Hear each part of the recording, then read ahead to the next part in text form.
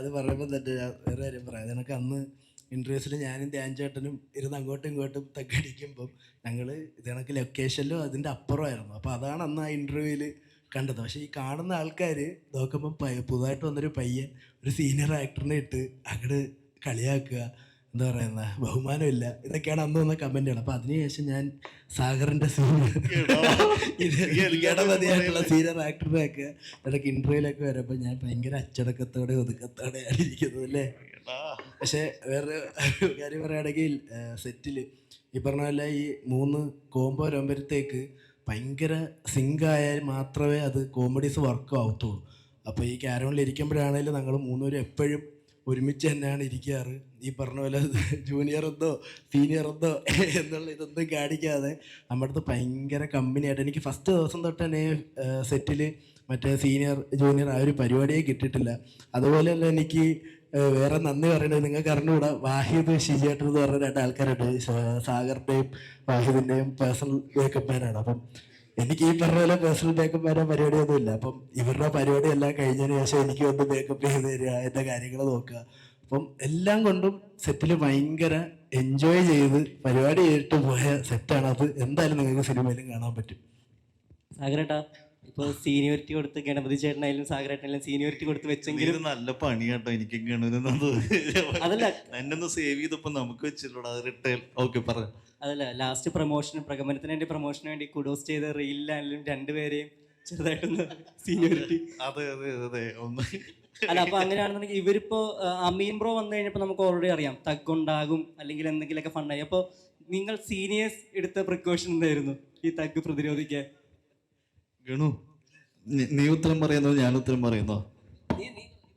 എനിക്കൊന്നും കിട്ടുന്നില്ലടാ. പ്രതിരോധിക്കാനൊന്നുമില്ല. കാരണം എന്ന് വെച്ചാൽ നമ്മൾ അങ്ങോട്ടും ഇങ്ങോട്ടും തമാശ പറയും, വളരെ എൻജോയ് ചെയ്തിട്ടാണ് ഇത് ചെയ്തത്. അവിടെ നമുക്ക് അങ്ങനത്തെ ഒരു ഈഗോയോ അങ്ങനെ ഒന്നാമത് അതൊക്കെ വീട്ടിൽ വെച്ചിട്ട് വേറെ ഒരു പരിപാടിയാണ് സിനിമ. അത്രേ പറയാനുള്ളൂ.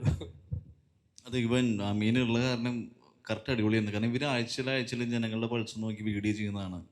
അപ്പം നമുക്ക് ഇവരുടെ കൂടെ ഞാനിവനും പല തമാശനും സെറ്റിൽ നിൽക്കണില്ല, നമുക്ക് ഇവരുടെ കൂടെ പിടിച്ചു നിൽക്കാൻ പറ്റണമല്ലോ, ഒരു സിങ്ക് ഉണ്ടാക്കണമല്ലോ. അപ്പോൾ നിൽക്കാൻ പറ്റുന്നുണ്ട്. അപ്പോൾ ഇത് അമീനുള്ളത് ഭയങ്കര രസമായിരുന്നു. അവന് ഇപ്പോഴത്തെ കറണ്ട് സിറ്റുവേഷൻ എന്തൊക്കെ നടക്കുന്നത്, എന്തൊക്കെ ഹ്യൂമറാണ് വർക്കൗട്ട് ചെയ്യാൻ പറ്റുന്നത്. അപ്പോൾ അതെനിക്ക് മുന്നത്തെ സിനിമകളൊന്നും കിട്ടിയിട്ടില്ല. അപ്പോൾ ഭയങ്കര ഹാപ്പി ആയിരുന്നു ഈ ടീമിൻ്റെ കൂടെ എല്ലാവരും കൂടെ വർക്ക് ചെയ്യും. ഗണ്ടുവിൻ്റെ കൂടെ അമീൻ്റെ കൂടെ ആണെങ്കിലും സുബിനണ്ണനും സനീഷേട്ടനും എല്ലാവരും. ശീതൾ വിട്ടുപോയി.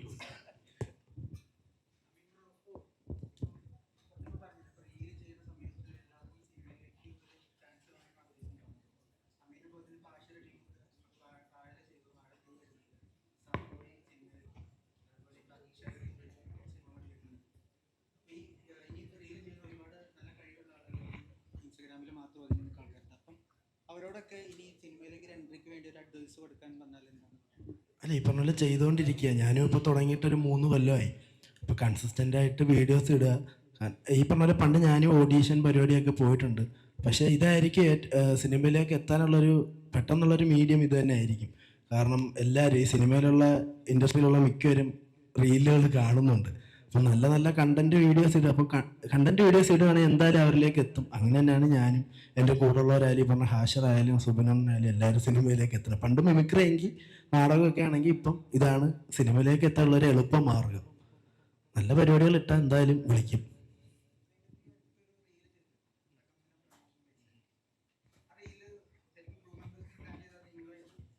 ഇല്ല, ഒരിക്കലും. ഞാനത് എടുക്കുന്നതിനൊരു 10 മിനിറ്റ് മുമ്പാണ് ഞാൻ നിഹാലും കൂടെ ആ കണ്ടൻറ്റ് സെറ്റ് ചെയ്യണത്. അപ്പോൾ ആദ്യം നമ്മളൊരു ഹൊറർ പരിപാടിയുടെ ഒരു കണ്ടൻറ്റ്, ഒരു സ്ക്രിപ്റ്റാണ് സെറ്റ് ചെയ്തത്. പക്ഷേ അത് എടുത്തു വരുമ്പോൾ എങ്ങനെ ആൾക്കാർക്ക് കണക്റ്റ് ആവും എന്നൊരു പേടി ഉണ്ടായിരുന്നു. അപ്പോഴാണ് പിന്നെ ഓക്കെ റിയൽ ലൈഫായിട്ട് എന്തെങ്കിലും കണക്ട്. ആദ്യമായിട്ടാണ് നമ്മൾ അങ്ങനെ ഒരു വീഡിയോ ചെയ്യുന്നത്, റിയൽ ലൈഫായിട്ട് കണക്ട് ചെയ്ത്. പക്ഷെ അതെല്ലാവരും അത്യാവശ്യം ഇപ്പോൾ തന്നെ 10-60 ലക്ഷം ആൾക്കാർ കണ്ടു. ഇവരുടെ അടുത്ത് ഞാൻ പറഞ്ഞിട്ടില്ലായിരുന്നു ഇങ്ങനെ ഉൾപ്പെടുത്തുന്ന കാര്യം. സാഗറിൻ്റെ അടുത്ത് ഞാൻ തലേന്ന് വിളിച്ചിട്ട് ഞാൻ ഇങ്ങനെ പറഞ്ഞു, അല്ലെങ്കിൽ ചെറിയൊരു കൊട്ട് ഞാൻ തരുന്നുണ്ട്, ക്ഷമിക്കണം. സാഗറുണ്ടായി എന്ത് കാണിച്ചാലും കുഴപ്പമില്ല, റീച്ച് പോട്ടേതായിരുന്നു. അപ്പോൾ എന്തായാലും എല്ലാവർക്കും ഇഷ്ടപ്പെട്ടിട്ടുണ്ട്, ആരെയും വേദനിപ്പിച്ചിട്ടില്ലെന്ന് ഞാൻ വിശ്വസിക്കുന്നു.